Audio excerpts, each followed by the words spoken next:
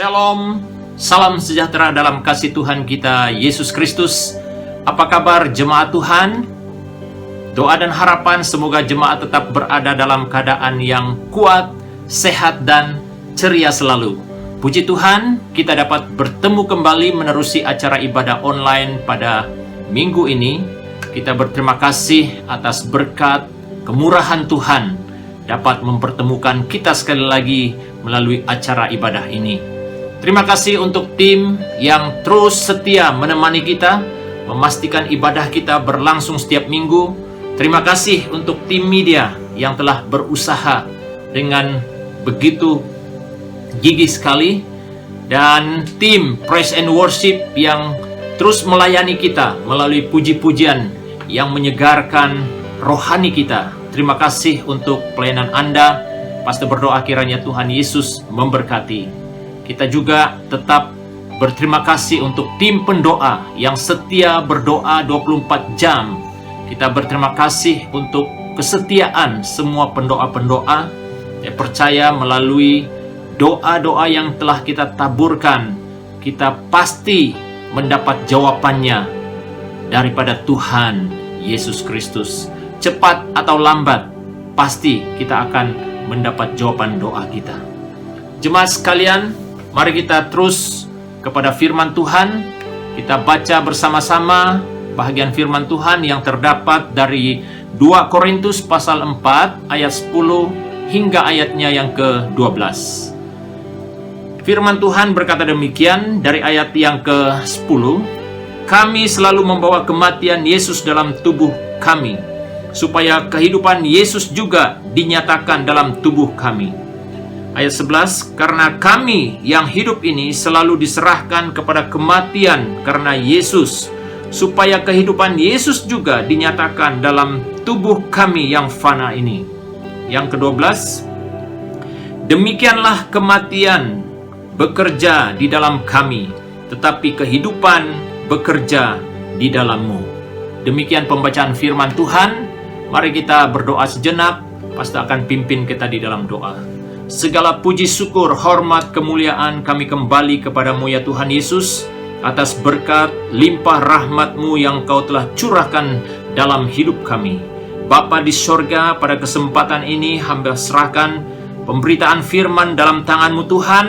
Pimpin hamba-Mu ya Tuhan Yesus yang menyampaikan firman, dan jemaat sekalian yang mendengar firman, supaya kami terus fokus dan terus diteguhkan melalui kebenaran firman.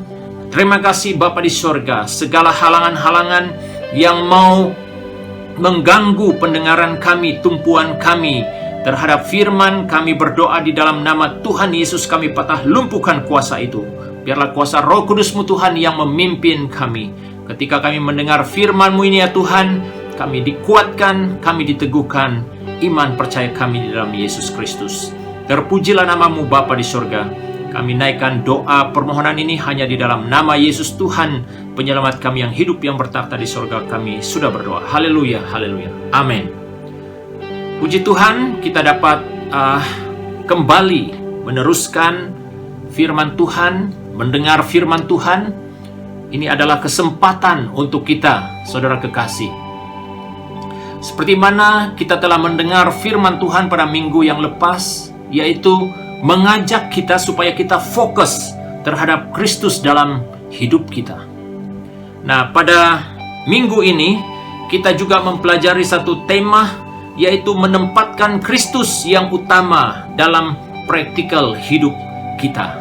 Pada waktu kita fokus kepada Yesus Kristus, dan pada waktu kita mulai berjalan bersama Yesus Kristus dan meneruskan perjalanan kehidupan kita, bagaimana kita menempatkan Kristus yang utama dalam hidup kita, supaya kehidupan kita, saudaraku, semakin berhasil, semakin kuat pada waktu Kristus ada bersama-sama dengan kita. Kita lihat pendahuluan di sini. Kristus telah datang ke dalam dunia semata-mata untuk melayakkan kita supaya kita menjadi anak-anak Allah. Itu tujuan utama Yesus, melayakkan kita. Yang sebenarnya saudaraku, kita adalah manusia yang berdosa yang tidak layak di hadapan Tuhan. Kedatangan Yesus, Dia melayakkan kita supaya kita menjadi anak-anak Allah. Supaya kita mendapat kekayaan rohani di dalam surga seperti yang telah dijanjikan Allah kepada barang siapa yang setia di dalam iman percayanya sampai pada akhir zaman. Itulah tujuan kedatangan Yesus, untuk membawa kita supaya kita memiliki kekayaan surgawi itu. Itu adalah sesuatu yang sangat indah. Itu adalah sesuatu yang sangat luar biasa yang Kristus usahakan, yang Kristus ingin kita dapati dalam hidup kita. Saudara kekasih yang saya cinta dalam Tuhan, daripada pembacaan firman tadi saudaraku, di mana kita dapat melihat bagaimana sikap Paulus terhadap panggilan Tuhan dalam hidupnya. Walaupun dia katakan dalam ayat yang ke-10, kami selalu membawa kematian Yesus dalam tubuh kami, supaya kehidupan Yesus juga dinyatakan dalam tubuh kami. Berarti saudaraku, dalam kehidupan Paulus ini saudaraku, banyak perkara-perkara yang dia lalui dalam kehidupannya. Hal-hal yang berpotensi untuk mengheret dia, untuk tidak meneruskan visi Tuhan dalam hidupnya, tidak meneruskan panggilan Tuhan dalam hidupnya. Itu sebabnya Paulus katakan, kami selalu membawa kematian Yesus dalam tubuh kami. Dalam arti kata saudaraku, dalam dia menempuh perjalanan hidupnya, penginjilannya saudaraku, di Asia Kecil, banyak halangan-halangan yang dia hadapi supaya dia tidak meneruskan pelayanan penginjilannya ke tempat-tempat yang Tuhan telah pimpin dia. Itulah cabaran yang Paulus lalui dalam kehidupannya. Dikatakan pada waktu dia berada di mana-mana, dikatakan karena kami yang hidup ini selalu diserahkan kepada kematian karena Yesus, supaya hidup Yesus juga dinyatakan dalam tubuh kami yang fana ini. Berarti saudaraku, untuk Paulus meneruskan panggilan Tuhan dalam hidupnya, untuk menempatkan Kristus yang utama dalam hidupnya, bukan sesuatu yang mudah. Dia harus berhadapan dengan hal-hal yang tidak yang tidak menyenangkan hatinya. Tapi Paulus, dia tetap melakukan tugas panggilan Tuhan dalam hidupnya. Itu sebabnya dikatakan dalam ayat yang ke-12, demikianlah kematian bekerja di dalam kami, tetapi kehidupan bekerja di dalammu, kata Paulus. Berarti dalam kehidupan Paulus saudaraku, dia sentiasa membayangkan bahaya-bahaya yang datang dalam hidupnya. Selain bencana atau halangan-halangan yang dia lalui dalam perjalanan penginjilannya saudaraku, seperti kapal yang karam saudaraku, dan banyak hal yang lain. Yang Paulus maksudkan di sini adalah ada segelintir orang-orang yang tidak menyenangi Paulus dan teman-temannya pada waktu memberitakan Injil. Dan mereka ini diusahakan ya, supaya mereka ini dapat ditangkap, dipenjara, bahkan dibunuh saudara. Itulah yang dikatakan Paulus, demikianlah kematian bekerja di dalam kami. Halangan-halangan yang dia lalui saudaraku dalam kehidupannya. Kalau Paulus tidak menempatkan Kristus yang utama dalam praktikal hidupnya saudaraku, sudah pasti dia tidak mampu meneruskan perjalanan penginjilannya di Asia Kecil pada waktu itu. Jadi melalui pembacaan ini saudaraku, kita akan melihat apa yang dikatakan tadi dalam pendahuluan itu, tujuannya supaya Kristus benar-benar ditempatkan yang utama dalam hidup kita. Daripada tema ini kita akan membahas 3 poin. Yang pertama yaitu ketika kita menempatkan Kristus yang utama dalam praktikal hidup kita, itu menandakan bahwa hanya Yesus yang berkuasa dan dapat mengendalikan hidup ini. Nah, mengapa kita perlu menempatkan Kristus yang utama dalam hidup kita? Karena Dia adalah Allah yang berkuasa atas hidup kita. Dan hanya Dia yang dapat mengendalikan hidup kita. Hanya Yesus yang dapat apa? Mengontrol, menguasai kehidupan kita. Apabila kita tidak menempatkan Kristus ataupun gagal menempatkan Kristus yang utama dalam hidup kita, sudah pasti saudaraku, bukan Kristus lagi yang menguasai hidup kita, tetapi diri kita yang menguasai hidup kita. Saudara, apabila manusia menguasai hidupnya, saudaraku, dia tidak dapat bertahan lama dalam iman percayanya. Pasti saudaraku, dia akan gagal kalau tidak menempatkan Kristus yang utama dalam hidupnya. Hanya Kristus yang berkuasa dan dapat mengendalikan hidup ini. Dalam arti kata, tubuh kita adalah milik Kristus. Tubuh kita ini adalah milik Kristus. Dalam ayat yang ke-10 tadi, kami sentiasa membawa kematian Yesus dalam tubuh kami. Kematian Yesus dalam tubuh kami. Penyangkalan diri, saudaraku, itu harus terjadi dalam kehidupan Paulus pada waktu itu. Dia tidak melihat kepada apa agendanya, tetapi dia melihat kepada apa yang Tuhan ingin dia lakukan dalam hidupnya, yaitu memberitakan berita baik itu, saudaraku, kepada orang-orang yang belum mendengar Injil. Kemudian pada waktu Kristus berkuasa dalam hidup kita dan mengendalikan hidup kita, apa yang muncul? Karakter Kristus sudah tercantum di dalam kita. Wow, ini sesuatu yang sangat indah. Karakter Kristus itu apabila sudah tercantum dalam hidup kita, ya, itu akan membawa kita lebih bersemangat, lebih bergairah, cinta kepada Yesus, cinta kepada jiwa-jiwa yang Kristus telah pertanggungjawabkan kepada kita.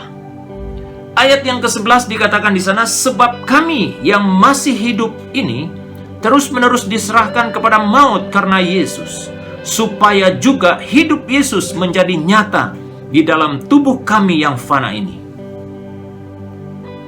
Supaya kehidupan Kristus, kata Paulus, nyata dalam hidup mereka ataupun dalam tubuh mereka yang sementara di dunia ini. Itu tujuan perkataan Paulus itu, saudara. Berarti, saudaraku, karakter Kristus ini dia peduli terhadap orang-orang yang memerlukan Kristus dalam hidup mereka. Sesuai dengan kampanye gereja kita, saudaraku, dari Oktober hingga Desember, kita menggalakkan setiap pribadi kita supaya menjangkau jiwa, menginjil, memberitakan firman kepada orang-orang yang belum mendengar firman. Sesuai dengan apa yang Paulus lakukan ini, saudaraku, karakter Kristus itu, saudaraku, tercantum dalam dirinya. Itulah yang membuat dia terus bergairah, bersemangat, pergi memberitakan firman Yesus kepada orang-orang yang belum mendengar. Kemudian kehidupan Kristus telah nyata di dalam Rasul Paulus, dalam diri Rasul Paulus. Dalam ayat 10b berkata, saudaraku, supaya kehidupan Yesus juga menjadi nyata di dalam tubuh kami. Selain teladan Yesus, Dan kita juga belajar daripada hamba Tuhan, yaitu Rasul Paulus sendiri, saudara. Dia menempatkan Kristus yang utama, dalam arti kata kehidupan Kristus itu semakin nyata dan semakin nyata dalam kehidupan setiap hari, saudaraku. Inilah yang Tuhan inginkan dalam hidup kita. Pada waktu kita mengetahui bahwa Kristus itu yang berkuasa, Dia dapat mengendalikan hidup kita, dan kita sungguh-sungguh menempatkan Dia yang utama dalam hidup kita. Apa yang terjadi? Kehidupan Kristus itu semakin nyata dalam diri kita. Dan hal itulah yang akan memberi kesan, impact yang besar terhadap orang-orang yang ada di community kita. Di mana-mana, itu yang dapat memberi kesan yang besar buat mereka. Poin yang kedua, saudaraku, pada waktu kita menempatkan Kristus yang utama dalam praktikal hidup kita, yaitu kepenuhan Kristus terjadi di dalam kita. Kepenuhan Kristus ini, kita punya kerinduan dan memiliki tanggung jawab yang dalam, baik terhadap diri kita maupun terhadap orang-orang yang belum mendengar Injil Kristus. Kepenuhan Kristus terjadi di dalam kita itu bermakna kita mati terhadap keinginan diri kita sendiri. Mati terhadap keinginan. Kalau ayat yang ke-11e dikatakan tadi, sebab kami yang masih hidup ini terus-menerus diserahkan kepada maut karena Yesus, supaya juga hidup Yesus menjadi nyata di dalam tubuh kami yang fana ini. Berarti mati terhadap keinginan. Pada waktu Kristus ditempatkan yang utama dalam hidup kita, kita tidak lagi melihat apa yang menjadi kehendak diri kita, keinginan kita, tetapi Yesus Kristus satu-satunya yang menjadi keutamaan kita. Kepenuhan Kristus terjadi di dalam kita, dalam arti kata dinaungi oleh kasih Kristus. Kita dinaungi oleh kasih Kristus. Tanpa kasih Kristus yang menaungi kita, saudaraku, kita tidak punya hati, kita tidak punya belas kasihan terhadap orang-orang yang memerlukan Kristus dalam hidupnya. Jadi itulah yang mendorong Paulus untuk terus bersaksi, saudaraku, untuk terus memberitakan kabar baik itu kepada orang-orang yang memiliki kerinduan untuk mendengar firman. Itu yang Paulus lakukan. Setiap kesempatan itu, saudaraku, dia ambil untuk menyatakan, untuk memberitakan Injil kepada mereka. Bagaimana kesempatan-kesempatan yang kita miliki pada hari-hari ini? Apa kita manfaatkan kesempatan itu untuk memberitakan Injil kepada keluarga kita, kawan-kawan kita, orang-orang yang belum mendengar kabar baik? Apakah kita manfaatkan waktu itu untuk menyebarkan berita baik itu kepada mereka? Ini yang Paulus lakukan, saudara. Kasih Kristus itu terus menaungi hidupnya, yang membuat dia terus bergairah memberitakan kabar baik itu. Hanya mengenal Kristus yang disalibkan, kita mendapat kekuatan yang sentiasa baru. Kekuatan kita sentiasa baru, saudara. Hanya pada waktu kita benar-benar mengenal Kristus yang disalibkan. Disalib oleh karena siapa, saudara? Oleh karena dosa saya. Oleh karena dosa kita semua. Jadi saudaraku, melalui tindakan Kristus yang begitu mulia itu, yang Paulus telah alami dalam hidupnya, kasih Allah yang luar biasa dalam hidupnya, itulah yang membuat Paulus terus memberitakan Injil. Terus membuat dia bergairah, saudaraku, untuk menyampaikan kabar baik itu kepada orang-orang yang belum mendengarnya. Saudara, kalau kita mengetahui bahwa Yesus telah mati untuk saya, untuk kita semua. Mengapa kita harus menikmati berkat itu sendiri? Kenapa tidak dengan mereka yang belum mendengar Injil? Mereka juga berhak mendengar. Mereka juga berhak menerima berkat Tuhan dalam hidup mereka. Jangan sampai, saudaraku, seperti mana firman yang telah kita dengar pada minggu yang lepas, jangan sampai Tuhan menuntut daripada kita nyawa orang yang belum menerima Yesus Kristus sebagai Tuhan dan Juru Selamat dalam hidupnya. Pada waktu kita berada di atas permukaan bumi ini, kita punya kesempatan memberitakan Injil, namun kita tidak melakukannya. Kalau kita mengenal Kristus yang sudah disalibkan oleh karena dosa dan pelanggaran kita, supaya kita diperlayakkan menjadi anak-anak Allah, tanggung jawab kita adalah apa? Memberitakan kabar baik itu kepada mereka. Dan poin yang seterusnya, saudaraku, yang ketiga, pada waktu kita menempatkan Kristus yang utama dalam hidup kita, yang ketiga yaitu hanya Kristus yang berkuasa mengokohkan keyakinan iman kita. Yesus yang berkuasa mengokohkan keyakinan iman kita. Bagaimana Yesus mengokohkan keyakinan iman kita? Melalui apa? Pendengaran firman, melalui perenungan firman, melalui kita melakukan kebenaran firman dalam hidup kita. Itulah caranya, saudaraku, Kristus mengokohkan keyakinan iman kita. Karena firman itu berkata tentang Yesus sendiri, dia adalah firman. Itu sebabnya, saudaraku, pada waktu kita menerima Kristus, kita menerima firman dalam hati kita, dan kita berhak menyampaikan firman itu kepada orang yang memerlukannya. Keutamaan hidup hanya ada pada Kristus Yesus. Itu yang menjadi fokus kita. Keutamaan hidup kita itu harus kepada Yesus Kristus. Hanya Kristus yang berkuasa mengokohkan keyakinan iman kita, dalam arti kata kita dinaungi oleh kasih karunia Kristus. Apa kata firman daripada 1 Korintus 12 ini, saudara? Saya baca bagian ini dalam 1 Korintus 12 ya. Ayat 9. Firman Tuhan berkata demikian,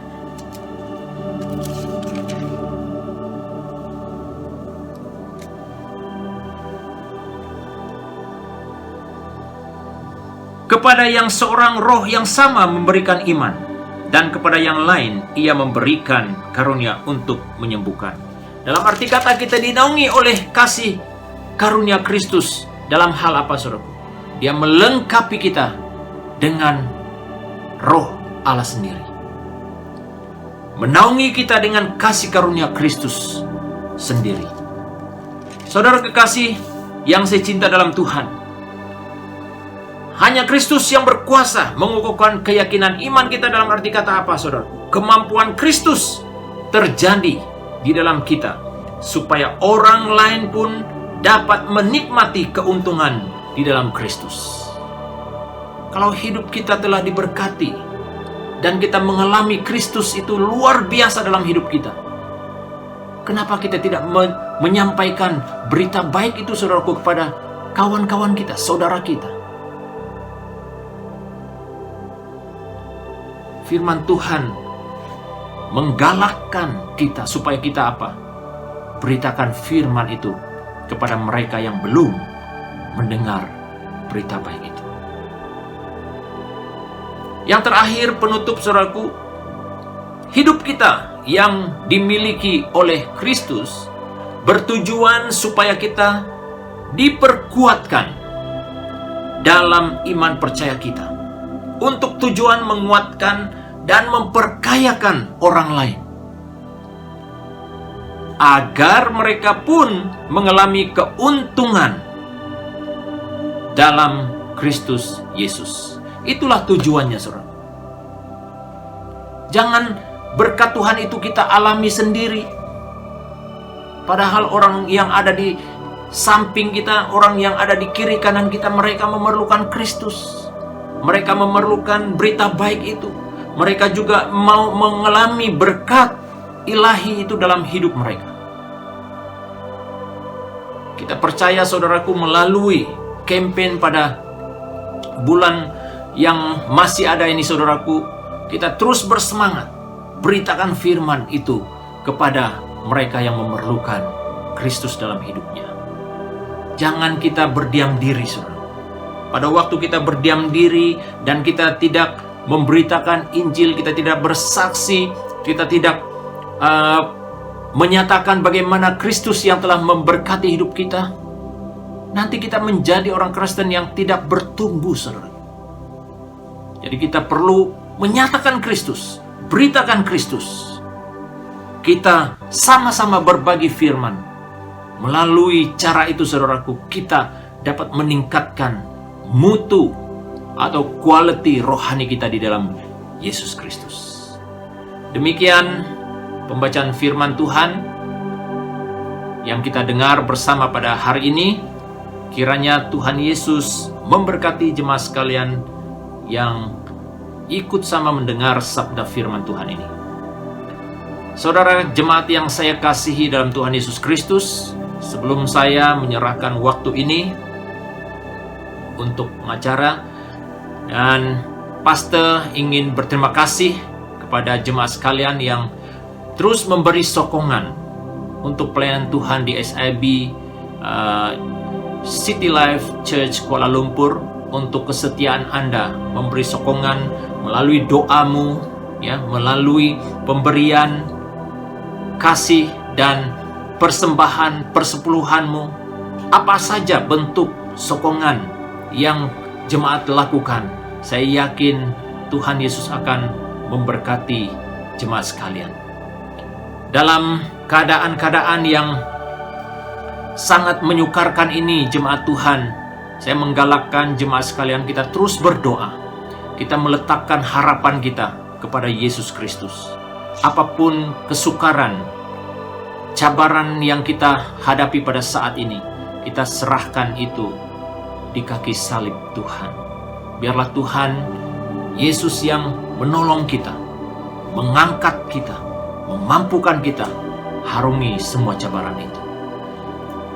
Baiklah jemaat sekalian, sebelum kita mengakhiri bahagian ini, mari kita datang sekali lagi dalam doa, dan pastor akan memimpin kita di dalam doa.